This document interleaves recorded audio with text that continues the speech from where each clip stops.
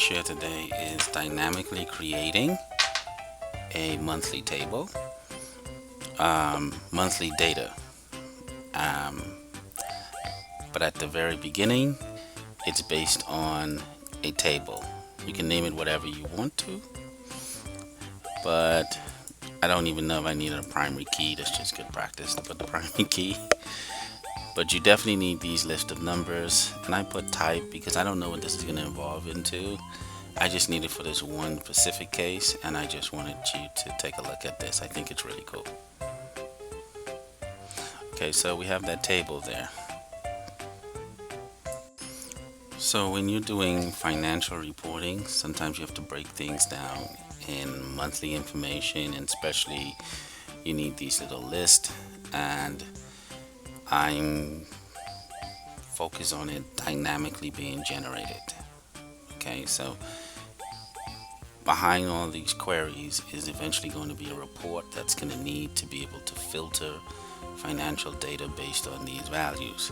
So what I'm showing you here is what our final goal is going to be, which is that's the date, the very first of that month, the month numbers, the abbreviated month, of course the year, and this value right here is actually the values that was entered into the table. And so I'm going to show you the SQL that generates this and try my best to explain it to you.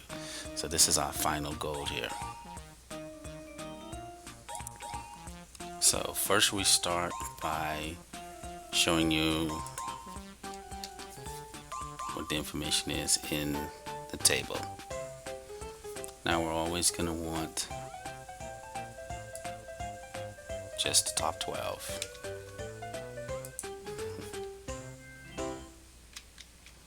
We'll put the asterisk here to keep us going. And this will do a date diff, and you add +1, but it's going to give us 12 records back. We're good so far, right? Now we want to go ahead from there and get the date. And this is the fully qualified date here. So we'll put that here. And gotta move that comma from the end. And oh no, we need that comma. And that gives us the starting day of every month, because this number is 0, and when you do a month on 0, date add from this. Cool, we follow. To get the month information, same thing. And we're going to start moving this asterisk because I think you're getting the point here and why we named the tables the way we did. So the key thing is these date ranges, these could be replaced with variables later on in reporting. So let's just keep going here. And that gives you the month number, which you can use to filter financial data on. So I'm just going to give you a whole bunch of options here, and then creatively, depending on however your data is set up for filtering, boom, isn't that nice? Alright, so that gives you the left 3 from the month name. You get it. And of course we always put the year in, just so we can play nice. So we don't need all of this here. And again, it's just trying to create a monthly list for filtering purposes of your, in the case of a data warehouse. Now this part is absolutely essential,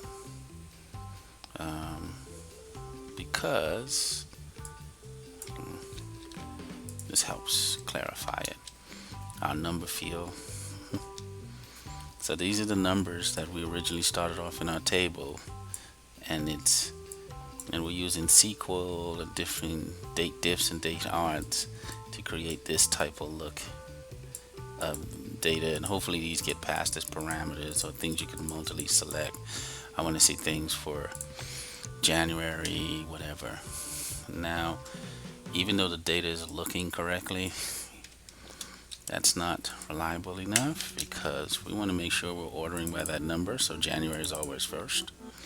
I mean, it just works out that way because these are the only records, but this will solidify that it's always going to be in this order. Um, so that's it for the most part. So that's the basis and the root of it all. Now let's prep this so that it can receive data. This will be the test harness. I always create a test harness that's going to be like my parameters coming in or whatever I need. And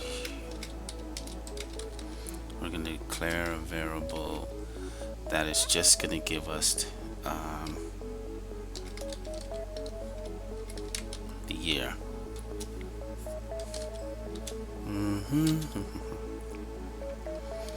So we're going to do some things with this.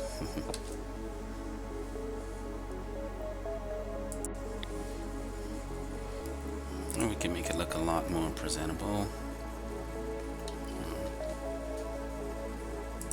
Easy to follow. Let's just do some things here. So this right here will eventually be a parameter on an SSRS report. Then we're gonna declare some stuff. So that's the test harness that gets commented out before you push things to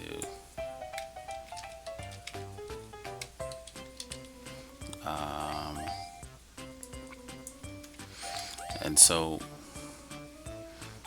when you're getting ready to move this to its final resting place, you comment that out, and then I will add it in here so we can get the right stuff, and it'll just become a parameter you have to fill out in your SSRS report. But in the meanwhile, this makes it easier for testing. Now we're going to create some dates here. And so the idea is a user will be selecting which year of information they want, and then we're going to take that and initialize these parameters, and that will give us the beginning and end of the year. So we're always looking at yearly data here. You do something different if you're trying to get things quarterly, but it kind of makes sense, right?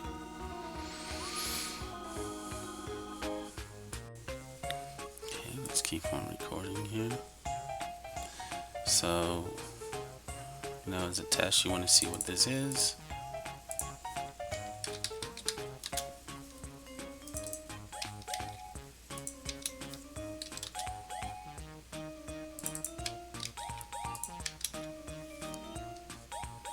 And that gives us that range that we're looking for, but now we can pass in an event year and have it dynamically give you the year and all this information here. I may not need all of it, but I'm just showing you. So instead of having this hard-coded here,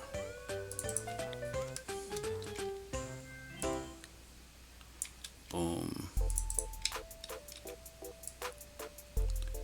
boom. So that's just happening dynamically. And if we run it, because this value simply gives us the 12 months we're looking for, right? So if you go select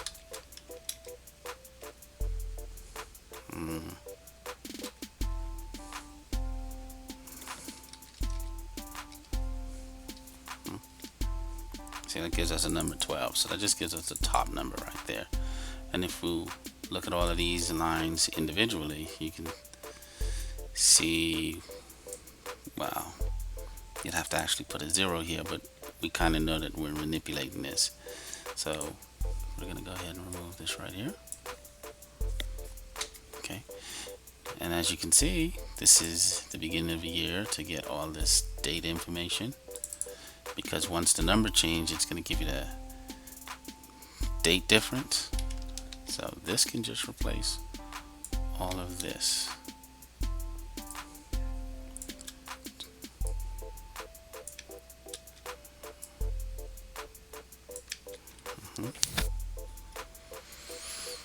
And if we run it, it's either going to explode or give us the same information we're looking for, but we get this correct date information here. That's the beginning of the month, but all dynamically occurring. So, you know, so I think that's what I wanted to share with this stuff. Now, these can be filters on a report. You don't have to show all the fields if you don't want to, but I think this was really cool in helping me to be able to put together financial reports in a visual way where people are selecting months, and I'm taking this visual part here and substituting it with a date to have a date range or this month, and that's it. And this value is just showing why we have that number field in there in the first place. Alright, thank you very much. Hey, if you found this video very helpful, click the like button below, and please don't be shy to subscribe to Nerd House Geeks. We are constantly updating this channel with new and interesting content. If it's more convenient for you to see us on Facebook, please like our page, and when we have updates, we put them on Facebook, and you'll be informed there as well too. And to the entire LinkedIn community, thank you very much for your support.